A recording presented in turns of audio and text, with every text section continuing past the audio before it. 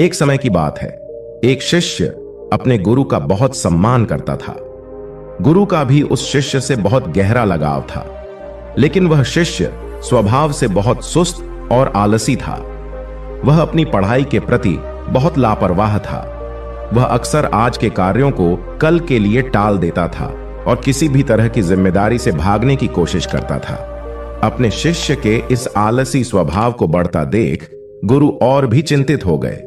उन्हें चिंता होने लगी कि कहीं मेरा शिष्य अपने आलस्य के कारण जीवन संघर्ष में पराजित न हो जाए, क्योंकि गुरु जानते थे कि आलस्य में ही जीवन संग्राम करने की सारी शक्ति है। आलस्य व्यक्ति बिना कोई कर्म किए फल पाने के बारे में सोचता है। वह शीघ्र निर्णय नहीं ले पाता है और यदि ले भी ले तो उस पर अमल नहीं कर पाता है। ऐसे व्यक्ति को अपने आसपास या आसपास के वातावरण का भी पता नहीं चलता।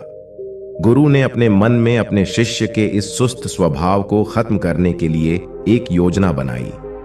एक दिन गुरु ने शिष्य को एक चमकदार सफेद पत्थर दिया और कहा, मैं तुम्हें 2 दिनों के लिए इस जादुई पत्थर का एक टुकड़ा देने जा रहा हूं। इस पत्थर से आप जिस लोहे की वस्तु को स्पर्श करेंगे वह सोने में बदल जाएगी। तुम इन 2 दिनों में जितना चाहो उतना सोना बना सकते हो, लेकिन याद रखना, अगले दिन सूर्यास्त के बाद मैं तुमसे यह जादुई पत्थर वापस ले लूंगा। शिष्य इस अवसर को पाकर बहुत खुश हुआ। वह शिष्य पहले दिन कल्पना करता है कि जब उसके पास बहुत सारा सोना होगा तो उसका जीवन कितना अच्छा होगा। वह कितना खुश, प्रसन्न, समृद्ध और संतुष्ट होगा। उसके पास इतने नौकर चाकर होंगे कि उसे पानी पीने के लिए भी नहीं उठना पड़ेगा। उसने योजना बनाई कि जब उसके पास ढेर सारा सोना होगा तब वह एक बहुत ही आलीशान घर बनाएगा, जिसके सामने एक बहुत ही आकर्षक बगीचा होगा, जिसमें वह हर शाम को घूमेगा। वह अपने लिए एक बहुत अच्छी गाड़ी खरीदेगा। उसके कई अंगरक्षक और नौकर होंगे और उन सभी को आदेश ही देना होगा। यह सब सोचते हुए वह उस रात सो गया। फिर अगले दिन सुबह जब वह उठा तो उसे अच्छी तरह याद आया कि आज लोहे से सोना बनाने का दूसरा और आखिरी दिन है। उसने अपने मन में पूरे निश्चय के साथ संकल्प लिया कि आज वह गुरुजी द्वारा दिए गए जादुई पत्थर का लाभ अवश्य उठाएगा। उसने निश्चय किया कि वह बाजार जाएगा और वहां से लोहे की बड़ी बड़ी वस्तुएं खरीदेगा और उन्हें सोने में बदल देगा। पूरा दिन बीत गया, पर वह सोचता रहा कि अभी तो बहुत समय है, कभी भी बाजार जाकर सामान ले आऊंगा। यह सोचकर दोपहर हो गई, इसलिए उसने निश्चय किया कि दोपहर का भोजन करने के बाद वह सामान लेने निकलेगा। लेकिन खाने के बाद उसे आराम करने की आदत थी और उठकर मेहनत करने के बजाय उसने आराम करना उचित समझा। लेकिन सुस्ती से भरा उसका शरीर जल्द ही गहरी नींद में खो गया और जब वह उठा तो सूर्यास्त के करीब था। अब वह तेजी से बाजार की ओर भागा जा रहा था, लेकिन रास्ते में उसे गुरुजी मिले। गुरुजी को आते देख वह समझ गया कि गुरुजी पत्थर लेने आ रहे हैं। जैसे ही गुरुजी उसके पास पहुंचे तो वह उनके चरणों में गिर पड़ा और गिड़गिड़ाते हुए उस जादुई पत्थर को अपने पास रखने की याचना करता रहा।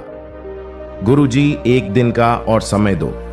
लेकिन गुरुजी नहीं माने और पत्थर ले गए। उसी दिन शिष्य का अमीर बनने का सपना चकनाचूर हो गया। लेकिन इस घटना से शिष्य को एक बड़ी सीख मिली। उन्हें अपने आलस्य पर पछतावा होने लगा। उसने समझा कि आलस्य उनके जीवन के लिए एक अभिशाप है। उसने उसी दिन प्रण लिया कि अब वे अपने काम से कभी हार नहीं मानेगा और अपने आप को एक मेहनती, सतर्क और सक्रिय व्यक्ति बन दिखाएगा।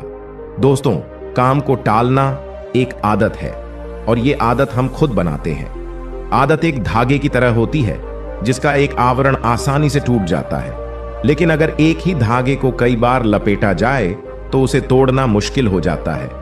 ठीक इसी तरह किसी बुरी आदत को शुरुआत में बदलना आसान होता है, लेकिन महीनों या सालों बाद उसे बदलना बहुत मुश्किल हो जाता है। फिर अगर आप अपनी आदतों को बदलना चाहते हैं तो आपको लंबे समय तक प्रयास करना होगा। समय और धैर्य के साथ मनुष्य अपनी आदतों का गुलाम है। हमारी आदतें हमें बनाती और बिगाड़ती है।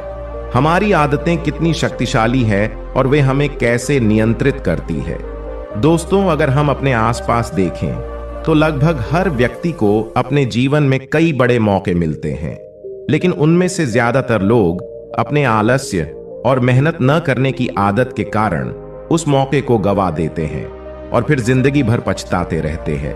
लेकिन इनमें से ज्यादातर लोग भी अपनी असफलता के लिए अपने आलस्य और कामचोरी को जिम्मेदार न मानकर अपने माता पिता, स्थिति, आर्थिक स्थिति, भाग्य आदि को दोष देकर अपनी आलस्य को छिपाने का प्रयास करते हैं और फिर ऐसे लोग अपने भाग्य और परिस्थितियों को कोसते हुए बिना किसी सफलता और आध्यात्मिक सुख के इस दुनिया को अलविदा कह देते हैं।